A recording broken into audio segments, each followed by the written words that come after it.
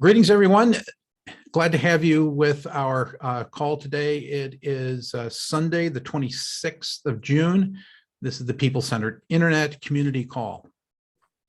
We had a successful open mic session earlier this year, so we're going to do it again today. The call just before the U.S. July 4th holiday. So this is an Independence Day themed, call, where we have a lot of, people, who can independently join us and share their thinking. If you have topics that you'd like to share or questions, put them in chat. Questions can also be raised by raising your hand using the reactions function. You just raise your hand and I'll call on you. We had Doug Hulen write in ahead of time that he had a topic that he wanted to share with us about girls STEAM. I should have capitalized in chat STEAM, since that's an acronym. And, the role that this organization and thinking is playing in climate change and at the intersection of climate and technology. So with that, our first topic is with you, Doug, and we're delighted to have you with us. Well, thank you. About how long do you want to have per topic discussion? Well, I don't have any other topics queued at the moment. So let's give your topic 15 minutes to tee off, and we'll see where the conversation takes us and if we have other topics that are queuing up. Okay. Yeah, just see. Okay, I'll plan. I think that's, we have, if you were in television programming, we have 4 day parts, that are available in this hour if we do it in 15-minute segments. So you've got the first day part, my friend. Go for it. Well, thank you so much. So I've been a mentor for Girls in STEAM Institute. For those who don't know, STEAM is science, technology, engineering, art, and math.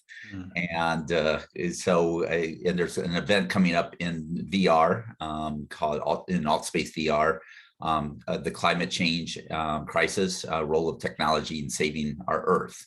And so I'm going to be speaking for 15 minutes. Actually, it's good to always 15-minute segments are good. I mean, that's what the TED Talks are, because you do your best when you talk in 15-minute segments, in my opinion. So I'm going to be talking July 16th.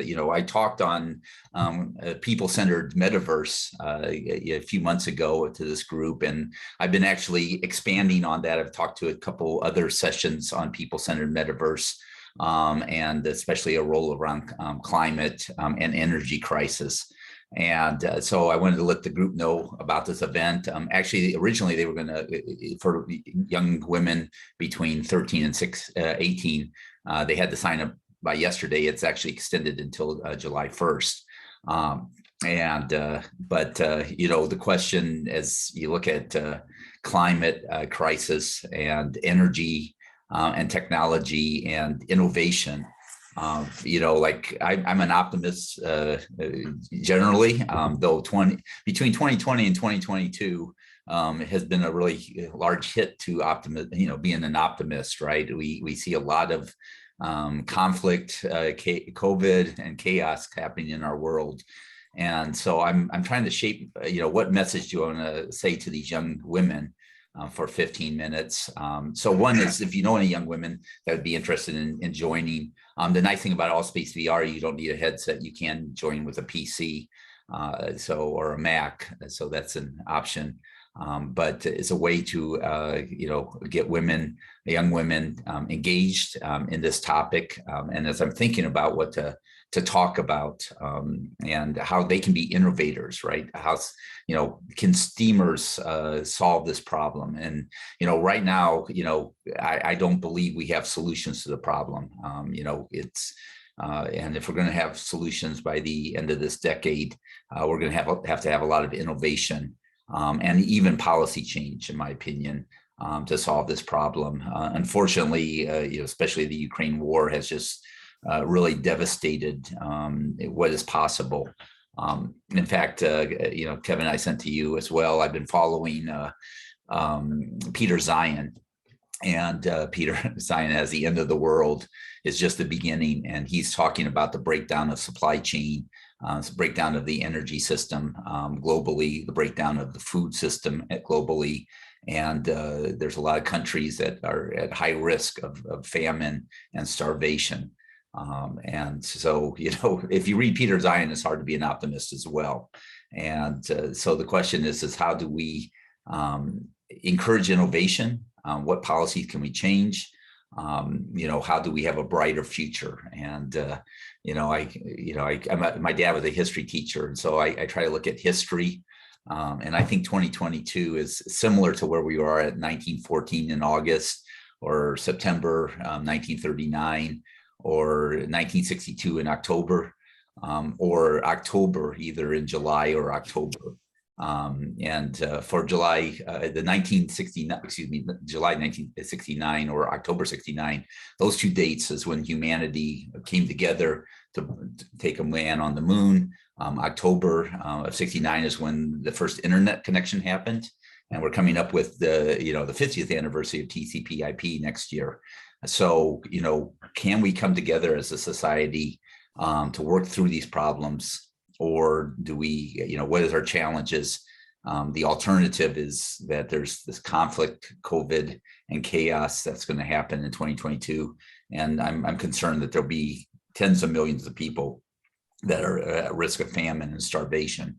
And then the fuel prices go up dramatically. And there's more chaos in this world. So I'm looking at, what is my message to these girls, young women, to be optimistic.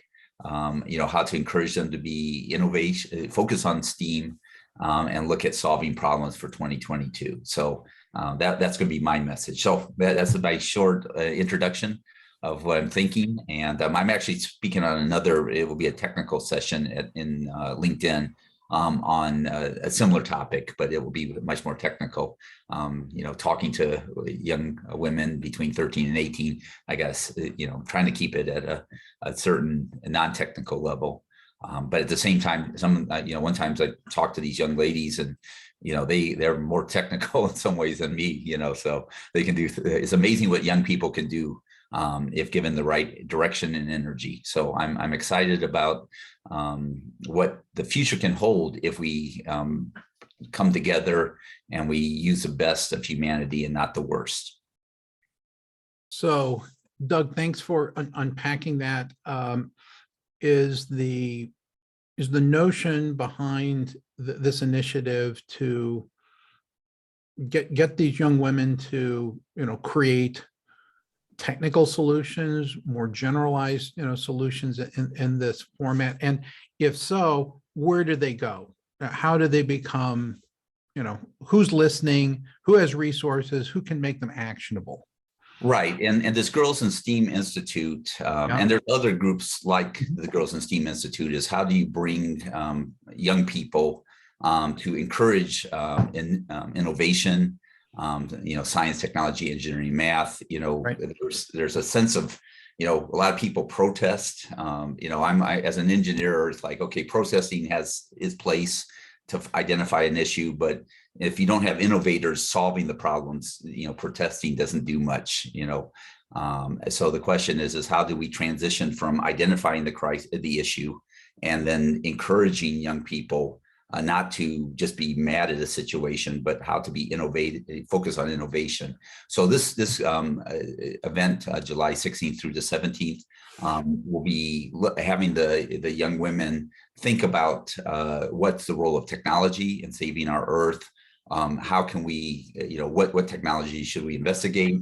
Hopefully at the end of this event, and also the other thing is, like most of these young women, they haven't been in VR yet. They haven't experienced this technology. And I do believe, if you've seen my presentation 3 months ago, right now transportation's about 14% of greenhouse gases. When you see some, looking at the 50 billion tons of CO2 gas emissions, but like in San Francisco, 45% of greenhouse gas emissions is for transportation.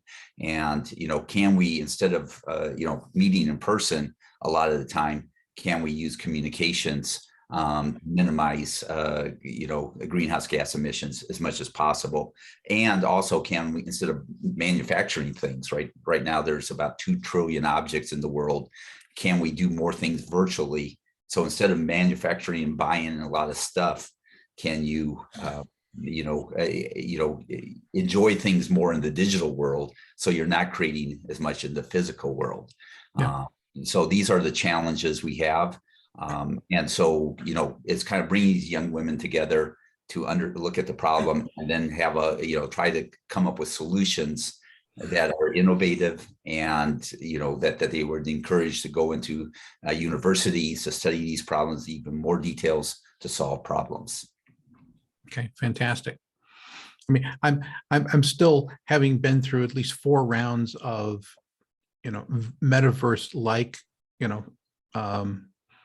topics, whether it's wearable displays or Second Life or 3-dimensional television or is, I'm still not convinced that we've hit the application for business. I know that we've hit it for gaming, all right, but I'm not convinced that we've hit it, because I'm still not interested in what's being shown to me about spending a long period of time and appearing to others as a Lego toy.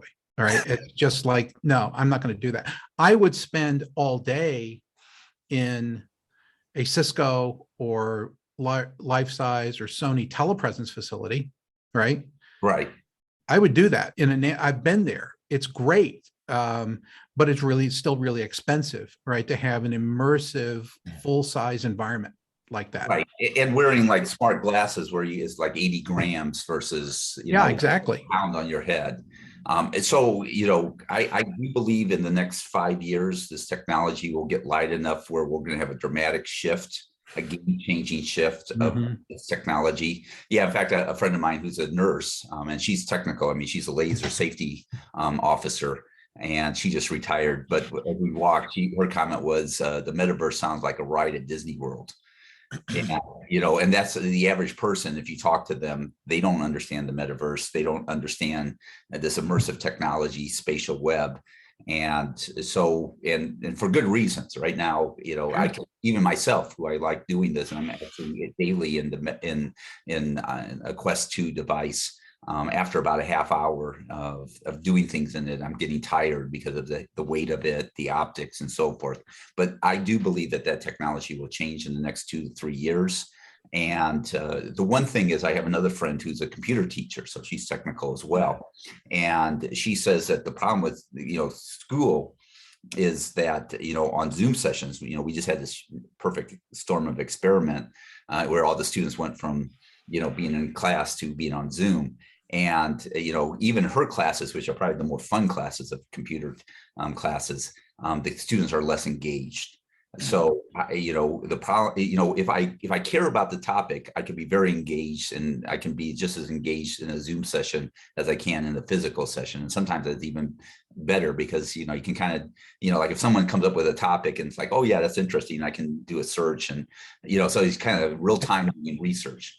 But it's media independent, because you can go into flow state reading a book, watching a movie, being on a call, being in a conversation.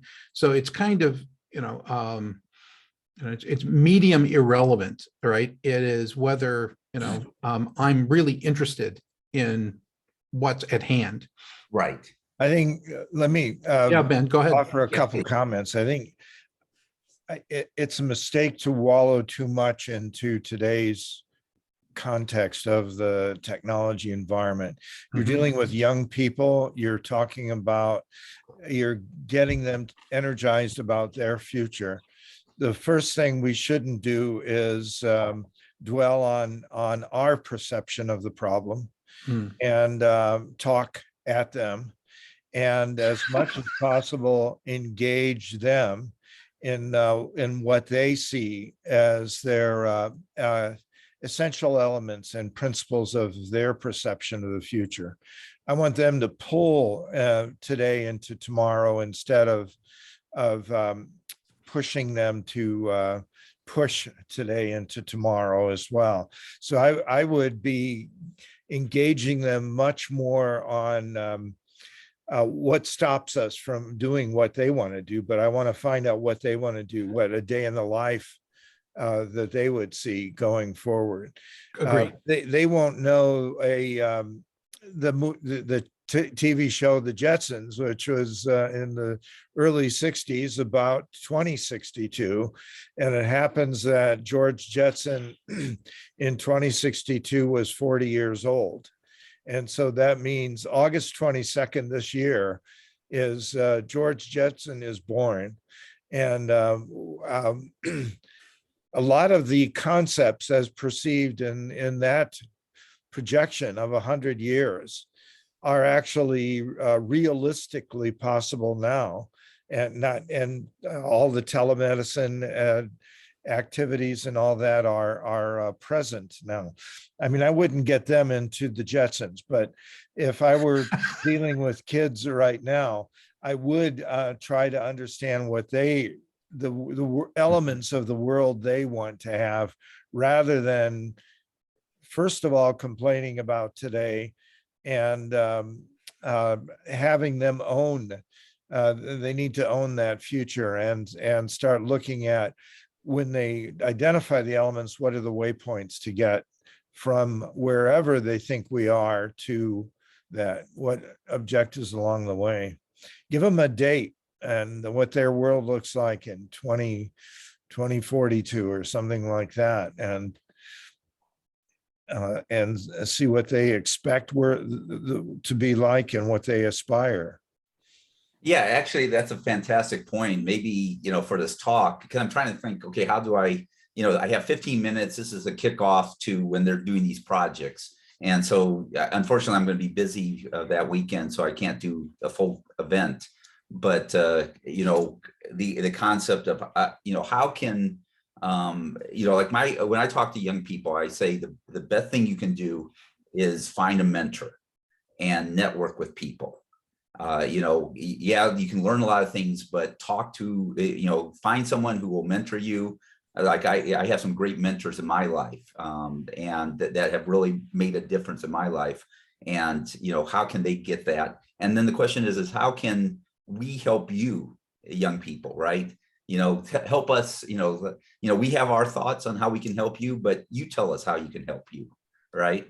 And, what goals do you want to accomplish? And then how can we as mentors help you? And so give us guidance, right? We just don't want to just give you an outline of this is what we're telling you to do. We want you to do what, help us to help you, right? Yeah, pin their aspirations. What's important for you in the year X, and then look at what stops us from doing that, or what impedes us from achieving that. And then they'll think of solutions along the way. Right. And I think I want to put them to work on it. I think that's right. I mean, the fact is that with all my grousing, that if young people can provide the slate of things that they'd like to have, interactions that they'd like to make possible, that's good. That ought to be on the development list, right? For people who are interested, that they're designing the future that they want to live in. I like it. Exactly. And I find things like a day in the life and other things like that. Think about your life in that period, and what does your day look like? What elements in there? What's important? What matters to you in that day? And then what impedes us from getting there, and what can we do in staging? What are the waypoints from here to there? Yeah, I mean, I would say, the tools we have today and what we'll have in the 2020s to solve our problems is greater than the tools, people had in 1939 or 62 or 1914. And so the question is, okay, if you have these tools, how do you use these tools to solve problems, right? How do you use technology to solve problems? Because technology can be used as a weapon, right? I mean, we're using a lot of technology to hurt, we cause more greenhouse gas emissions because we have all this great technology that will consume a lot of energy that pollutes the planet, right? So, we can either use this tool to benefit humanity or to hurt humanity. And so how do we go in the right direction as well? Ben, can I make well, actually both of you, can I make a suggestion? Right, you Sure. just prompted something, because I've done this in, physical conferences before, is perhaps what we need to do is we need to have a, bring your kid to PCI, call, right? And, if you don't have children, right, bring your niece or nephew, or, bring a kid from the neighborhood, right? Because, we talk about, well, what should the internet be next, right? That would be people-centered. Well, Yeah. it would be interesting, to see a, bunch of younger voices, right, providing a point of view about that, right, in one of these calls, right? So that would be a very interesting moment, in my opinion. Oh, I like that idea a lot. Well, in fact, there's a group looking at young people for sustainability goals using the metaverse or the internet technologies. So there's a lot of, and then if that younger group can come in and they can help share a vision of where they want to go, right? Yeah. I think that would be excellent. I'd highly agree with that. And so, what I want to hear their voice, and not just hear, our generation's voice to solving this problem. Ben, please help me remember that and shape it on our next team call. Right. Okay. Um, One last thing is we inveigh against Zoom and our flat two-dimensional. And as Kevin's heard me mention before, I am a virtual world OG. Have been involved for 20 some years in different virtual world technologies. A lot that's missing in our jump because of the pandemic into the Zoom, and I celebrate Zoom as a temporary solution. Is the things that we missed along the way are proximity and place. And part of this is we're in a two-dimensional space representation, and we're getting the facial representation. I don't inveigh against avatars, but I do inveigh against Lego Extreme. And so that, in fact, I teach a segment in my class on dealing with virtual office environments, because this idea of going back to the office is ludicrous. It won't happen, and companies are now betting against their edifice investment because that won't sustain. But it's not going to be stretching Zoom. It has to have some. We have to have the coffee, the water cooler type encounters. We have to have spatial encounters. I can see you when I'm near and hear you when you're near, but not hear you when I'm far. We need space allocations and things like that. So there are a lot of principles that are coming to bear in new forms, and so I hold more hope that we'll have environments that will be more tolerable and engaging than we have had. I think that's, we had put up in some of our executive briefing centers at IBM, if they were related to each other, like, they were software or they were big systems, there might be one sitting in Poughkeepsie, New York, and another one sitting in Silicon Valley, and another one sitting in Lagode, France, right? And the fact is that we had cameras and screens that were real time in the break areas, that when you went past, you would say, oh, you guys are over in Lagode. What are you talking about? Right. And, it was more extemporaneous, more serendipity, right, than, the menu of what they were being given that was on the agenda, for the day. And, gave you a little bit more global sense of what was going on. So it's interesting.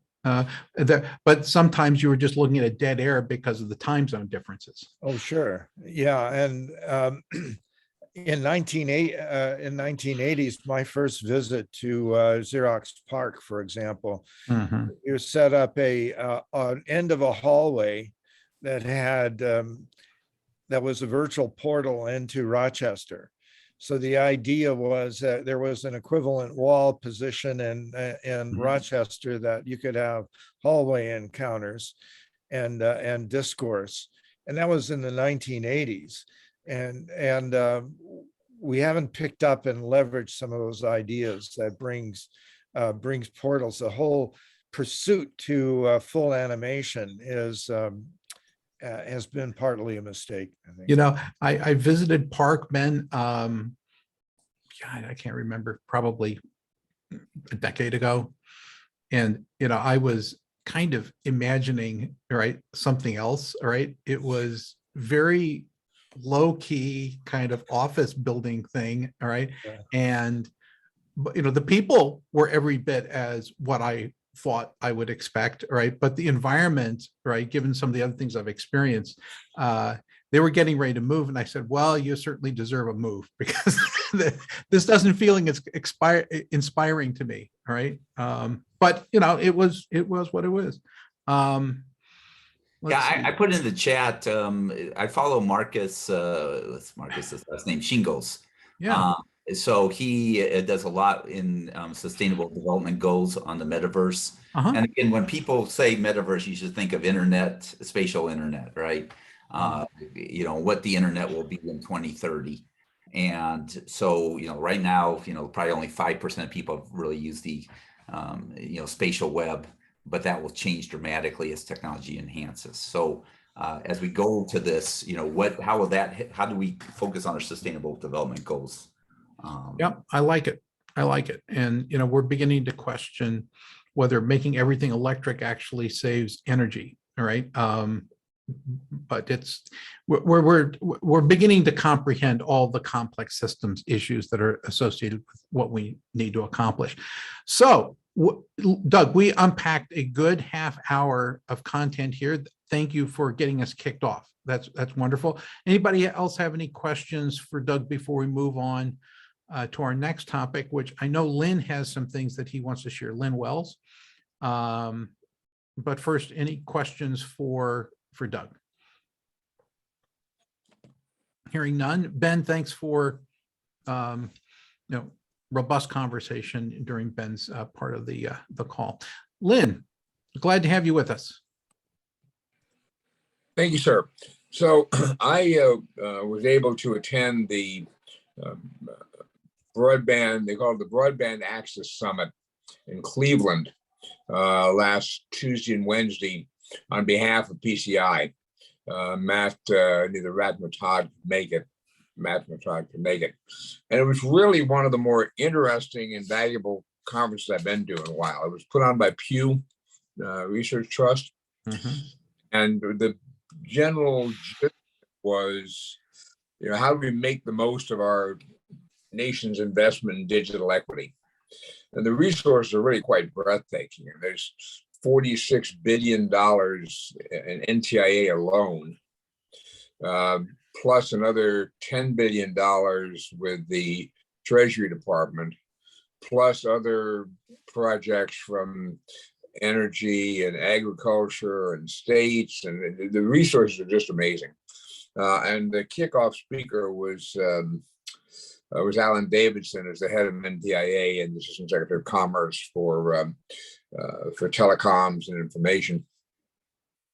And he was basically saying, look, we're thinking of this as a kind of comparable historic moment to when it was decided to do rural electrification and build a national highway system and things like that. How do you actually put in place, after a decade of talking about it, a genuinely national digital infrastructure to underserved communities? And what I found really striking was how many of the concepts that were laid out here align almost exactly with what PCI has been doing. I mean, they talked about having digital navigators, if you will, which is what we've been terming trusted interlocutors, to bridge the gap between the outsiders who may have technical expertise and the people who have to make the case to the populations you're trying to work with. And there was almost the whole focus was on building resilient communities in ways that are sustainable after the grants end and the federal funding dries up. How do you put in place the capacity to continue working? Lots of focus on young people, lots of focus on again, community, but also transdisciplinary. How do you not just put in place the digital capabilities, but how do you tie them into economics and tie them into policies and tie them into beyond just telemedicine and telework and and distance learning? How do you basically tie them into putting together their term repeatedly used was a digital ecosystem that touches all manner of the population. But again, it was only a day and a half conference, but they packed an awful lot into it. I'm putting together an MFR at the moment, but I found it very, very worthwhile. And Pew, I thought did a really nice job with it. And it was again just really gratifying to see how many of their concepts could be mapped almost one-to-one with the kind of things we've been talking about, even if they have slightly different names. Okay. Are there shareable assets from that? Oh yeah, there are lots. Yeah, I'm back. I'll finish today my MFR on it. I'll be glad to share it. The conference, all of the conferences online, but I'm not sure whether it's online for everybody or whether it's online only for registrants. And I'll check a bit. But anyway. So what are the, I mean, somehow you got a hold of a golden ticket here to, participate in something like that. So how would you do that in the future? How would others do that in the future? When I was out at the Yurok Reservation with Todd and Matt of the Tribal Broadband, they just said, we're not going to be able to make the conference. Could you cover it? And so it was a free conference, just register with you and got in. They had 130 people about physical and like 700 registered virtually. That don't know how many actually dialed in virtually, but it was a pretty well attended event. Okay, so I'm not the the person in charge of PCI's full suite of technology, but it would seem to me that if there was a place, like a Google list or something, right, where people could put in, oh, here's a conference that you could register for. It's free. All right. Without putting it on our listserv, right, to, kind of clog up email. It'd be interesting, right, to have a place for PCI related topical conferences and so on and so forth. All right. So. I think that's a great idea. And then I don't know how you all are, but I find is I get an awful lot of things within 3 or 4 days of the time the webinar or something is going to be, so it's not like you're planning for months for a conference. It's just, hey, this looks like an interesting webinar. I'm not quite sure how to handle that without completely overwhelming people with spam if not interested. Exactly. Topic. That's why I'm looking for a place to post it as opposed to a place to push it. Mm-hmm. Doug, you're one of our technical people, all right, at least, in the outside world. What would you recommend? Yeah, I'll think about that. I mean, we have our news, our PCI email list, right? I'm not a big Discord person. I know people like to use Discord. I'm not either. All right. Yeah. I'm thinking that it would be better on, some kind of a drive or, admin. Yeah, Google something like that, right? Where you can log into, or maybe it would even appear as a list on the website. Here's free stuff, right? Right. It doesn't need to be, it could, because if it's free, it doesn't necessarily need to be just our members. It could be anybody who's interested in us. Exactly. Yeah, so do PCI have a Google Drive, or do they have I don't know. a link of like, here's the resources and a living list of all the resources? And let's add that to our next team meeting. Okay. Very good. Pew does really good work, and they have interesting research projects. One of the other major sponsors was Schmidt Futures. And Schmidt Futures has been one of the funders of the Tribal Resource Center that's going on through it was kicked off by the Internet Society Foundation. The foundation is actually in the process of renewing and upping the funding for a year. In the meantime, Schmidt Futures has come in and added another significant amount of funds for slightly different purposes. They want to be very metricized as to specific deliverables, but Yeah. It's been very, both of those people were there, and there were a lot of good contacts. Yeah, I mean, the Gates is very much like that. Mm. We have a lot of money, but please show us lots of metrics, all right, that you're going to generate as a result. Cool. Anything else to report today, Lynn? No, other than the general point that the TRC effort is going to be continuing. The grant actually ends the end of June, but it is almost certain to be extended for another year. And there is and then it's being supplemented by private philanthropy outside the Internet Society Foundation. I think the key principle here is, and it resonates to almost everybody we talk to, from the Department of Defense to Simpson Foundation, is this concept of nothing about us without us. And how do you, a recurring issue with any of the underserved communities is people come in with the best of intentions to try to serve them up what they think their outstanding answers are, as opposed to the time to sit down at the table and understand what their interests, needs, and constraints are.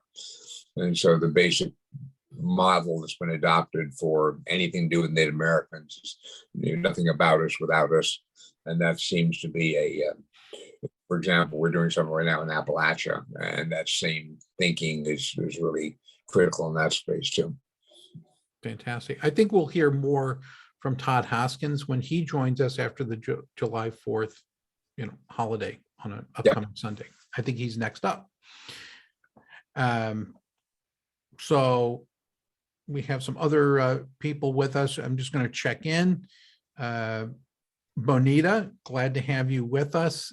Anything happening in your world that you'd like to share?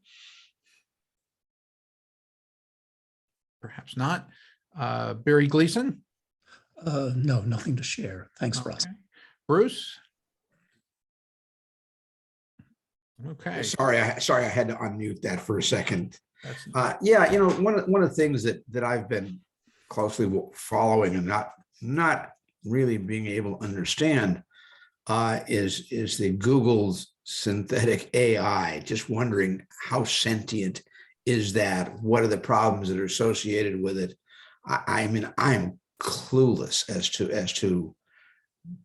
the extent of where that is, and alternatively, how likely is it that thing really has become sentient? It's a real question for me that I'm just not able to answer. So hopefully someone here on the call can enlighten me. Okay, so you're talking about the recent news that one of their scientists reported that a chatbot was acting sentient, as opposed to a program that's named Google Sentience, right?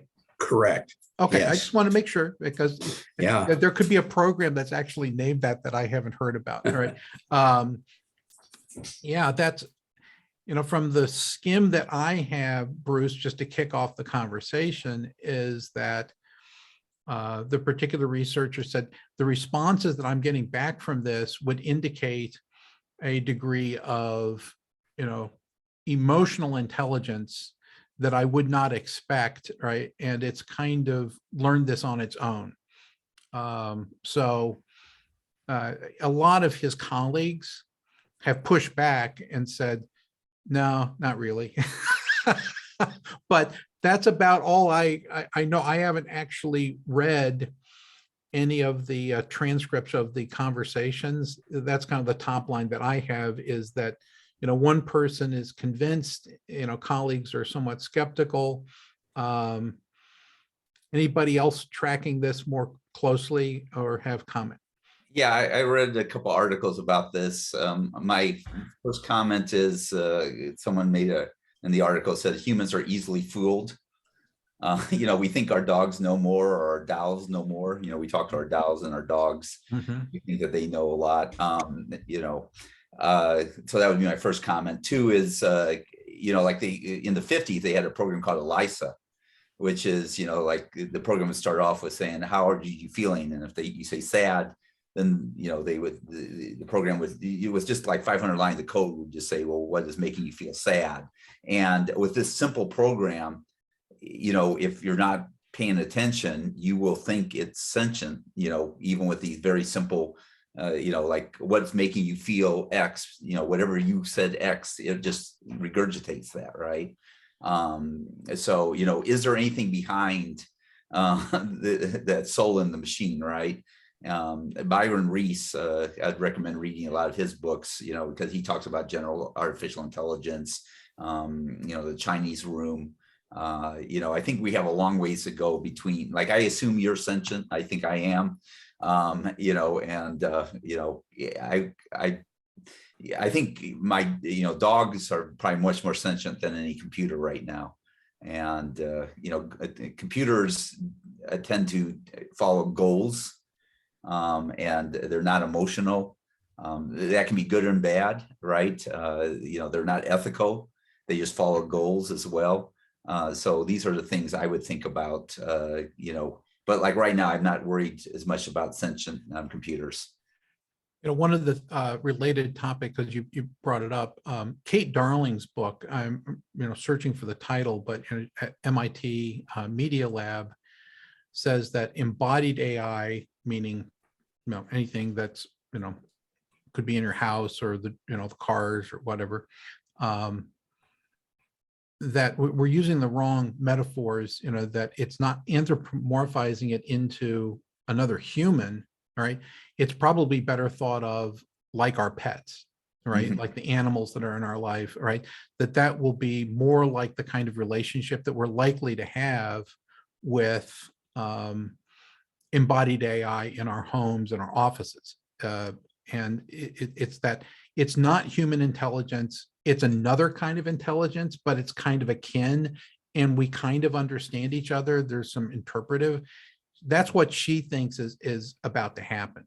I find the hypothesis very interesting. I hadn't heard it before, so I'm reserving whether I think it's really compelling, right? But we know that machine learning and AI is likely to spawn a different kind of intelligence. It's not going to be human intelligence. That I buy. Yeah. But we have an interest in pursuit of allocating decision rights.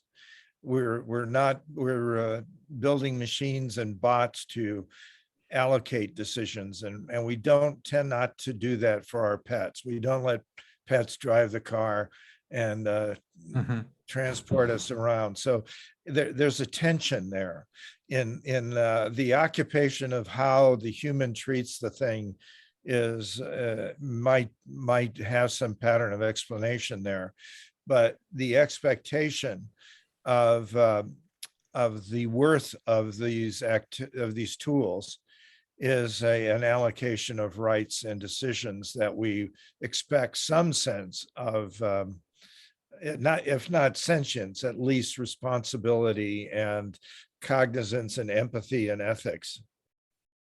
Yeah. I mean, so some of the AI that's not embodied, that isn't physical in the world, is making some fairly interesting decisions about our lives, right? Like, can you have this credit card, right? Can you, blah, blah, blah, whatever. Can you have this job, right? Because it's doing the pre-screening. Bruce, we're tickling around the edges of your question. All right. I'm not sure that any of us have dived in, hard enough to this particular instance, but was this helpful? Well, yeah, it helpful. Yeah. So any perspective that people have on any given question is always interesting. But you know what I found particularly interesting about the dialogue that I read through, I mean, it was some pretty deep thinking going on there. I mean, I was a little shocked. I mean, I could see that dialogue occurring with a couple of guys, a couple of people sitting around a room and kind of delving into some of the questions that were raised in that dialogue. And I thought, man, this is deeper than I would ever have expected. Yeah. An old chestnut, it's out of print, all right, but you would probably be able to find it in a university library, or perhaps used copy. There is a book by Michael Heim called The Metaphysics of Virtual Reality, right? And he was postulating, so which reality is actually more real, guys, right, in terms of interaction, ability to do things, right? What are the crossovers? And it's very similar to the conversation that we're having right now. Is it designed, or is it emergent, right? I have a tendency to believe it probably starts as designed and becomes emergent, right, in terms of our interactions with these systems. So but there's a lack, there's a paucity of interest in that part of philosophy, metaphysics, that's about to become front and center of things that we need to care about. All right, the question of what's real, okay, actually becomes a very interesting thing that we need to have signal detection theory for. I think Kevin Kelly's book, The Made and the Born, is an interesting on-ramp to that kind of discussion in an older technology context, that gets people to start thinking about adaptive structures, design, setting limits and guardrails, but establishing patterns of free will. What's the name of the book again? The Made and the Born is the principle of it. Maybe control this. Okay. Is that the name? Is it a book? Yeah, it's a book. Kevin Kelly. Okay. And was his first major out of control. No, okay. That's the main themes about made versus born. I'm going to invoke my Kindle. I'm going to stick my Kindle on that to get a free sample. All right. Right after this call. Kevin, a question on the you're trying to sort out what's true reality, or what's reality is more real or whatever. This similar to the counter disinformation work, or is it a different set of questions? Probably a different set of questions in terms of we're beginning to divide reality into different kinds of categories. There's the truth, false, right? On what basis are you going to make a decision? But then there's also, the whole idea of what Doug was talking about earlier, which is physical interaction versus virtual interaction. Which one's actually, more, a better form of interaction? It may well be that, by some people's reckoning, that if Elon Musk and his Neuralink like project, right, succeeds, right, and I can connect with another human being, all right, at a mind-to-mind level, all right, without the need for eyes, ears, human senses as we currently understand them, is that better? I don't know, but it's a metaphysical question. Got it. Yeah, I would say another book I would recommend is Life 3.0 by Max Tegmark. He's from out of MIT as well, professor, and he's done a lot. His focus is on AI and goals. Kai-Fu Lee also has AI 2041, and AI Superpowers is another book to consider reading on the topic. You know, there's this concept of the Dunning effect, which is, you know, like I have an expertise in communication, and you know, like if I talk to someone, I rate myself on telecommunication after working in 33 years, still at like a 7, right? I know certain things very well, but other things, you know, I know what I don't know. You know, when you start talking to someone, it's like, okay, well, maybe they're a 7, and then depending on how they keep talking, it's like like they're a 9 or they're a 1, right? They kind of have the buzzwords, but you realize very quickly that they're just, you know, it's like the definition of sophomore is a wise fool. You know, they can use a lot of words, but do they really understand what's behind those words? And Yeah, there's an old saw that says that, you know, somebody who really understands their subject matter, all right, you know, the person who's on their way to understanding is using all that language, that the person who's mastered it can explain it to a 4-year-old. yeah, exactly. Okay. Yeah, that's why I really like your idea, Kevin, about bringing your kids to PCI, because I think like the way I can learn something is to teach it to young people, because I got to really think, okay, how do I explain something simply, not just throw a lot of words at them, Sure. but to really, you know, what's the core essence of any topic. Kids in PCI. Yeah. Is this, I mean, what are we, I mean, would this be a conversation for an 8-year-old? Seems a bit young. But I mean, I realize one-on-one are the appropriate groups. We can learn enormous amounts from them. I'm just wondering what the age. I asked this because my grandkids are 9, 7, 6, and 5.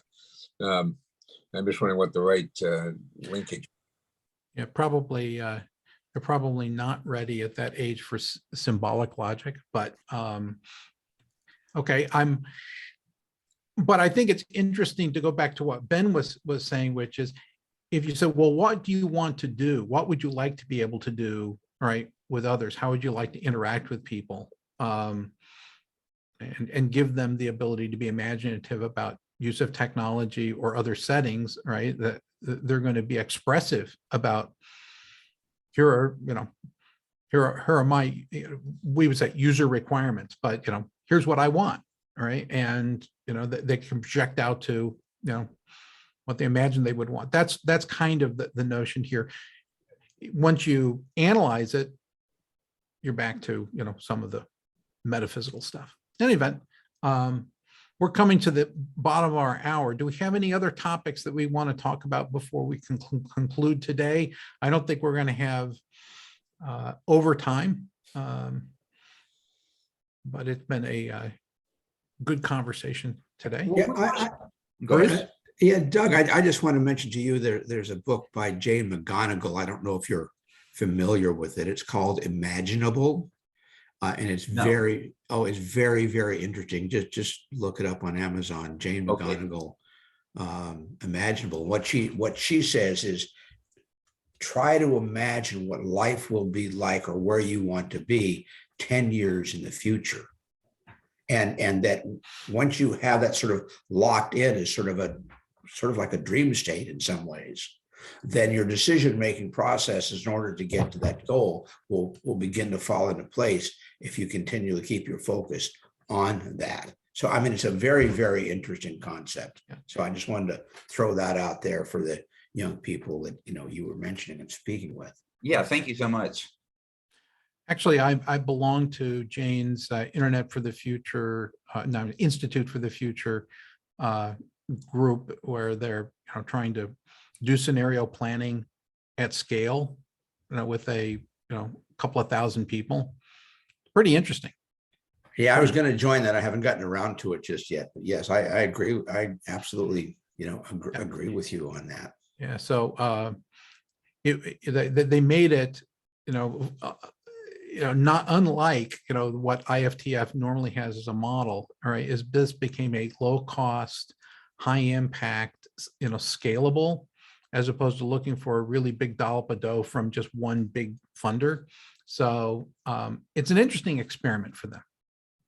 Yeah, they had a conference, or are going to have a conference. I don't remember which way it goes with recent. It's in Palo Alto, Mhm. Yeah, and so I was talking to somebody from the organization. They said that it's for people who contribute like 50,000 or 500,000. I thought, well, I can't afford that one. Well, I've been there as a subject matter expert on a number of occasions, to their office front in Palo Alto. And Uh-huh. it's, they are interesting groups, and the outcomes are interesting. And I've said the next piece that you need to do is you need to turn your narratives, you need to support the narratives with quantitative data so that the CFO of the enterprise organizations would want to invest in a trend, right? It's hard that to makes get the sense. CFO to Sure. invest in a story. But I think that they do very, very, they do good work. So with that said, I think they're experimenting in some areas with, large scale group collaboration, and that's also very, very good. Well, with that, Ben, Lynn, Doug, Bruce, thank you for your contributions today. We had a good call, and I hope everyone, I think everyone here is US, so I hope you have a great Independence Day holiday coming up. All right. Eat a lot of the food that is so